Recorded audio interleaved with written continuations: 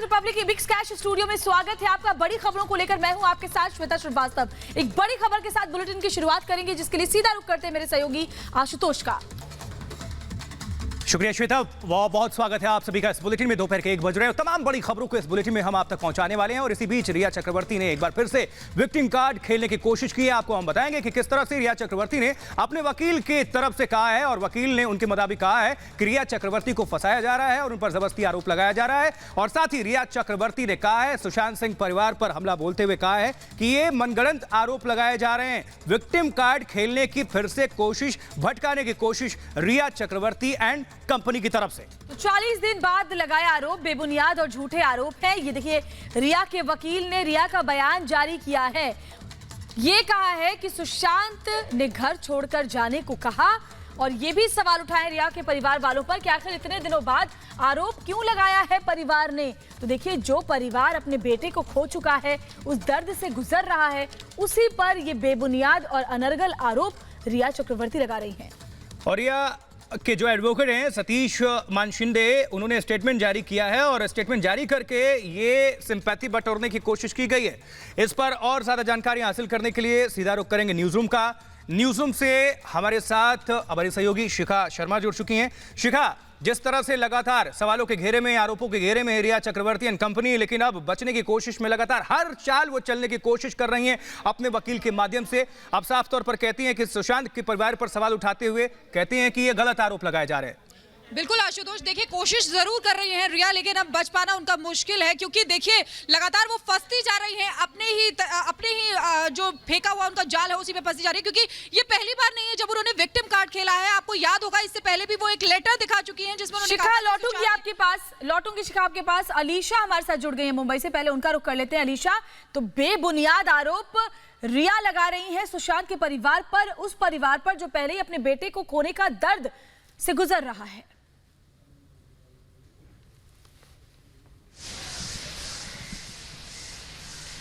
देखिए, बिल्कुल रिया चक्रवर्ती जो कि अपने एडवोकेट सतीश मानशिंदे की ओर से जो स्टेटमेंट जारी करती है, उससे साफ तौर पर पता चलता है कि रिया चक्रवर्ती फिर से अपना विक्टिम कार्ड खेलते हुए नजर आ रही, जहां पर सबसे पहला आरोप उन्होंने सुशांत सिंह के परिवार पर लगाया है।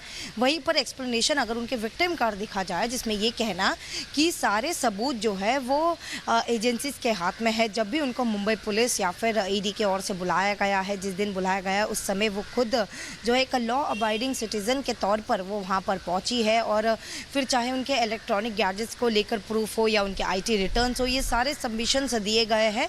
और जो आरोप रिया चक्रवर्ती पर लगाए हैं वो बेबुनियाद है। इस तरीके के एक विक्टिम कार्ड के साथ खुद रिया चक्रवर्ती जो है एक लंबा स्टेटमेंट जारी करती है।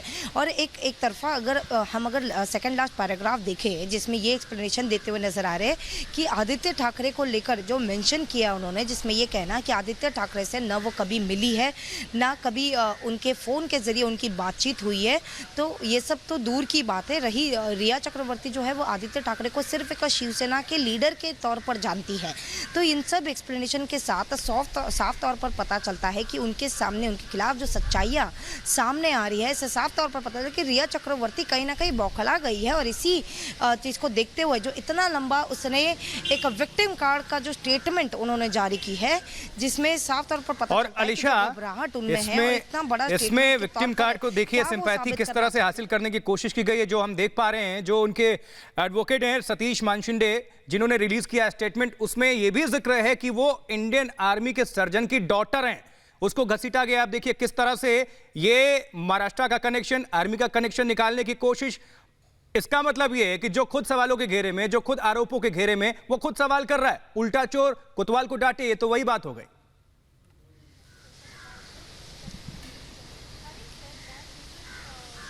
जी बिल्कुल, क्योंकि अगर रिया चक्रवर्ती, और ये खुद सवाल जो है, इस सवाल को खुद सुशांत के परिवार के जो रिलेटिव्स है उन्होंने उठाए थे, क्योंकि ये वही रिया चक्रवर्ती है ना जिन्होंने खुद 14 जुलाई को एक ट्वीट करके, जहां पर अमित शाह को उन्होंने टैग करते हुए सीबीआई की मांग की थी।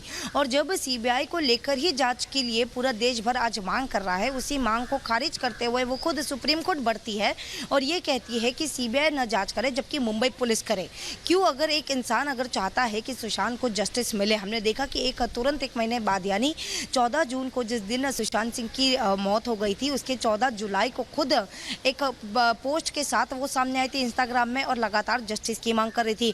आज जब पूरा देश उनके साथ, अगर वो सही महीने में अगर वो जस्टिस चाहती थी तो आज पूरा देश खड़ा होता था, पर कहीं ना कहीं पर एक खोट ज़रूर दिखाई दे रहा है। और अपने जस्टिफिकेशन, क्योंकि जो सच्चाई रिपब्लिक मीडिया नेटवर्क की ओर से सामने लाई जा रही है, जो प्रूफ सामने लाए जा रहे हैं, उससे जाहिर सी बात है कहीं ना कहीं रिया चक्रवर्ती का बौखला गई है और एक विक्टिम कार्ड, एक सिंपैथी पाने की पूरी कोशिश कर रही है, जो कि जाहिर सी बात है वो नहीं मिलेगी, क्योंकि 30 लाख लोग जो है आज एक मुहिम, जो एक मूवमेंट रिपब्लिक भारत के चल रहे हैं, CBI फॉर SSR, जो कि होकर रहेगा। जो सच्चाई हम दिखाते थे वो हम दिखाते रहेंगे, भले ही कितनी भी रोक टोक बीच में आ गए, हम ज़रूर जो है इस पर काम करते रहेंगे, लोगों तक सच्चाई लाएंगे। पर आखिरकार एक विक्टिम कार्ड खेलकर आखिरकार रिया को क्या मिलेगा वही जाने। पर जो एलिगेशंस अगर उसमें देखा जाए, जिसमें उन्होंने मीडिया को भी टारगेट किया है, मीडिया को भी उन्होंने कहा है कि गलत खबरें न दिखाए, उनके खिलाफ, उनके जो है उनके नाम को लेकर जो सारी चीज़ें चल रही है वो गलत है, इस पर पूरा उन्होंने कहीं ना कहीं जो है इस पर गलत बताया गया है। इतना ही नहीं, उनके फैमिली को टारगेट कर रहे हैं। फैमिली को टारगेट कर क्या मिलेगा रिया चक्रवर्ती को तो वो ही जाने। पर जो एक्सप्लेनेशन के साथ रिया चक्रवर्ती आ रही है और कह रही है कि लॉ अबाइडिंग सिटीजन, अगर वो सच में लॉ अबाइडिंग सिटीजन थी तो जब बिहार पुलिस उनको ट्रैक कर रही थी तो उनको क्या ज़रूरत थी अपने घर से गायब होने की? वो अपने घर पर नहीं थी, कहाँ छिप रही थी, किसी को नहीं पता। जबकि बिहार पुलिस लगातार उनको सवाल करने के लिए, उनसे बातचीत करने के लिए पूरी कोशिश कर रही थी, उनको कांटेक्ट करने की पूरी कोशिश कर रही थी, पर रिया चक्रवर्ती अपने घर पर थी ही नहीं और ना ही उन्होंने कभी अपना फ़ोन उठाया है। तो ये तो जाहिर सी बात है वो बिहार पुलिस से तो छुपते हुए नजर आ रही थी, पर ईडी से कैसे छुपेगी? जो पूछताछ ईडी की ओर से की गई थी उसमें भी वो झूठ बोलते हुए नजर आ रही थी, क्योंकि खुद ईडी सूत्रों से पता चला है कि जो स्टेटमेंट उन्होंने ईडी ऑफिसर्स के सामने दिए हैं उसमें कहीं ना कहीं पर जो स्टेटमेंट है वो कहीं ना कहीं जो है संतुष्ट देने वाले बिल्कुल नहीं है। तो किस हिसाब से जो है रिया चक्रवर्ती अपने आप को एक तरफा जो है ये लॉ अबाइडिंग सिटीजन कहती है। अगर लॉ अबाइडिंग है और आप सच में जस्टिस चाहते थे तो कहीं ना कहीं सहयोग पूरा करते थे, पर सहयोग न देते हुए गलत स्टेटमेंट देते हुए नजर आ रही थी। सही कह रही हैं आप अलीशा। और देखिए, पहले भी विक्टिम कार्ड रिया चक्रवर्ती ने खेला था जब अपना एक वीडियो जारी किया था, और एक बार फिर से जब समझ में आ रहा है कि अब वो बुरी तरह से फंसती जा रही हैं, एक बार फिर अपने वकील के जरिए अपना बयान उन्होंने साझा किया है लोगों से। और इसमें सुशांत के परिवार, सुशांत की बहन पर कई संगीन आरोप भी रिया की तरफ से लगाए गए हैं। अलीशा,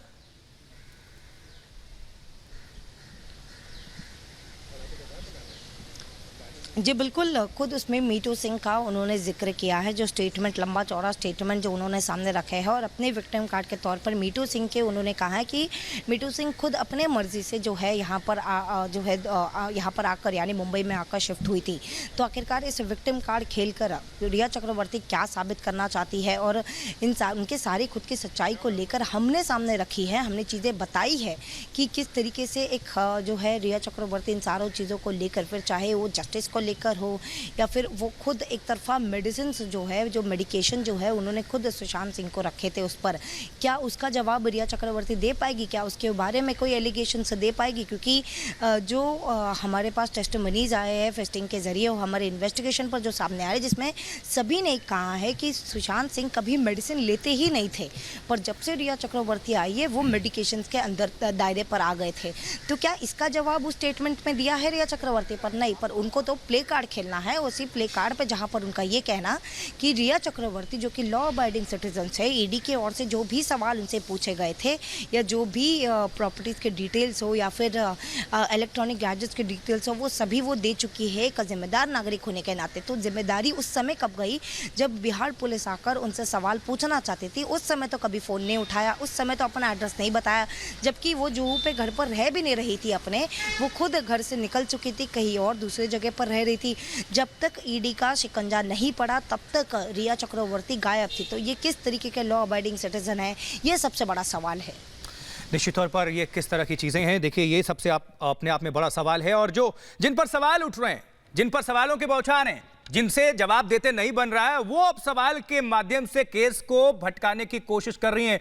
न्यूज़ रूम से हमारे सहयोगी शिखा शर्मा भी जुड़ी हुई है। शिखा, लगातार हम देख रहे हैं कि किस तरह से ये मुहिम जो है न्याय दिलाने के लिए आगे बढ़ती जा रही है, लेकिन अपने आप को बचाने के लिए हर हथकंडे अपनाए जा रहे हैं रिया चक्रवर्ती और उनके गिरोह की तरफ से।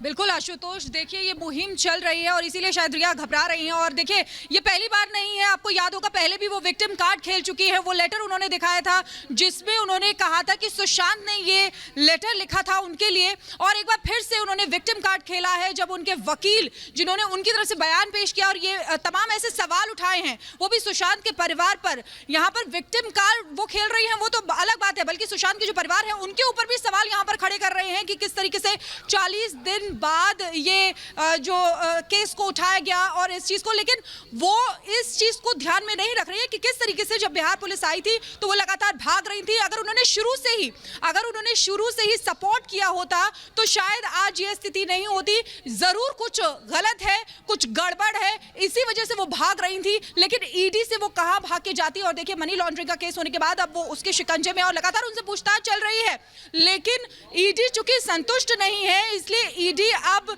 उनका जो सीए है रितेश, उसको भी आपको बता दें कि समन जारी करेगी फैमिली को, लेकिन उससे पहले उसका बयान दर्ज किया जाएगा, क्योंकि सभी के बयान दर्ज करके ईडी क्रॉस चेक करने की कोशिश करेगी। तो देखिए लगातार रिया जो है वो विक्टिम कार्ड खेलने की कोशिश कर रही है, लेकिन अब वो काम नहीं आने वाला है उनके। बिल्कुल, क्योंकि पूरा देश इंसाफ की मांग कर रहा है। अलीशा का रुख एक बार फिर से कर लेते हैं। अलीशा, और कौन कौन सी बातें इस बयान के जरिए सामने रखी गई है रिया चक्रवर्ती के वकील की तरफ से?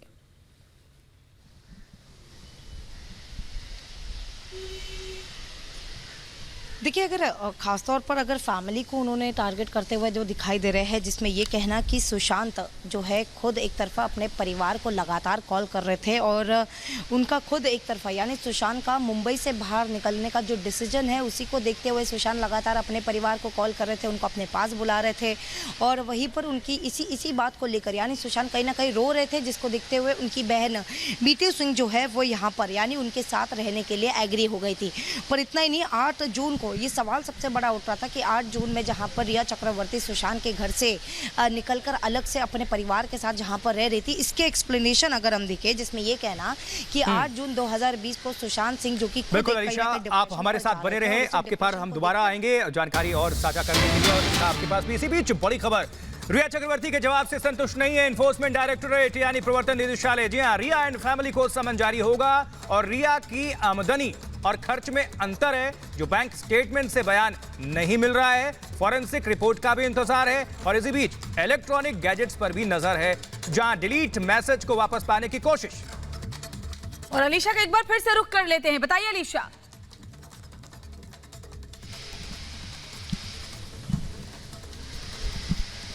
जी बिल्कुल, ईडी की ओर से आज रिया चक्रवर्ती के सीए रितेश शाह को समन किया गया है। उनसे जो पूछताछ है वो की जाएगी, क्योंकि जिस तरीके से बताया गया है कि पहले रिया के जो स्टेटमेंट जारी की थी वो उनके आईटी रिटर्न्स और उनके जो एक्सपेंसेस है वो एक्सपेंसेस उनके अकाउंट बैंक अकाउंट के जो स्टेटमेंट ईडी की ओर से जो ईडी के कस्टडी में है उससे बिल्कुल भी मेल नहीं खाती है, जिसको देखते हुए आज फिर से रितेश शाह से पूछताछ की जाएगी।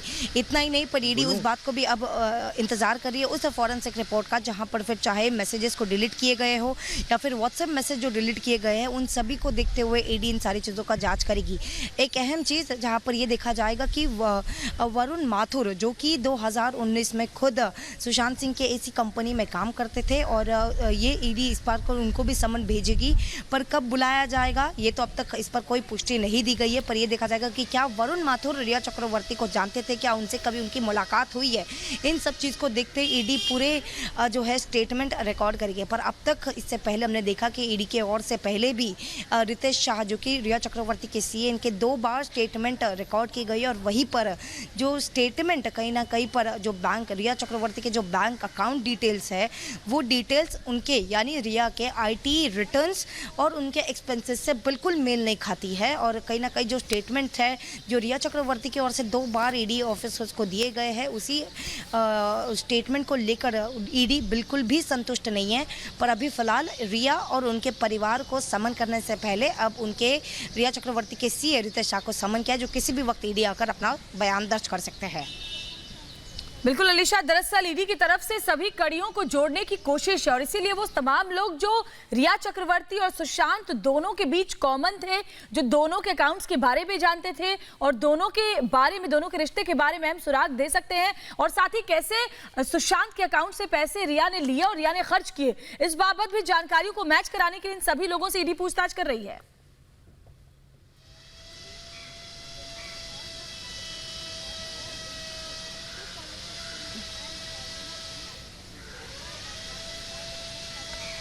अलीशा जी बिल्कुल, देखिए पहले भी ईडी की ओर से रिया चक्रवर्ती, उनके भाई सौविक चक्रवर्ती, इंद्रजीत चक्रवर्ती और श्रुति मोदी, रितेश शाह, सिद्धार्थ पिठान, इन सभी का स्टेटमेंट ऑलरेडी ईडी के ओर पे जो है स्टेटमेंट बयान उनका जो है वो दर्ज कर चुके हैं। साथ ही रिया के साथ 2 बार उनका जो है इंट्रोगेशन हो चुका है और पहली बार हमने देखा कि करीबन 8 घंटे तक की पूछताछ ईडी की ओर से रिया चक्रवर्ती को की जा रही थी।